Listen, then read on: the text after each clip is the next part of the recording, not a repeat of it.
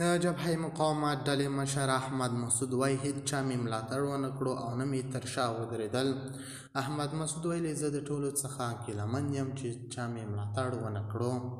د خرابات ټي وي چینل درنو لیدونکو سلام، ستړي مه شئ، وخت مو بخیر.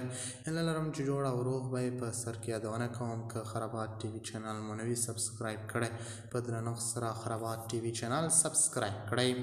احمد مسعود وایي چې هیڅ حکومت د ملي مقاومت جبهې ملاتړ نه دی کړی. په پنجشیر کې د طالبانو د اپوزیسیون مشر وویل افغان ولس د طالبانو پر وړاندې د مقاومت لپاره د نړیوال ټولنې ملاتړ ته اړتیا لري، خو تر اوسه هیڅ دولت له مخالفینو سره مرسته نه ده کړې.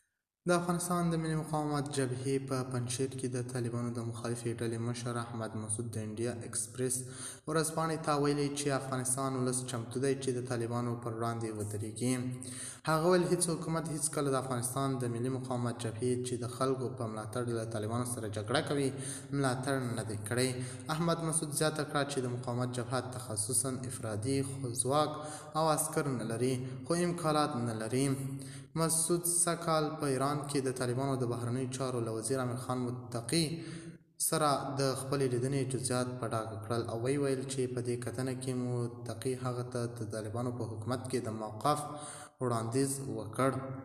هغه زیاته کړه چې طالبان د هند بشري مرستې د دې پر ځای چې اړمنو خلکو ته یې ورسوي خپلو جنګیالیو او د هغوی کورنیو ته ورکوي. هغه ټینګار وکړ چې طالبان د نړیوالو تروریستي ډلو له ملاتړ برخمن دي او پر افغانستان ولس ظلم کوي.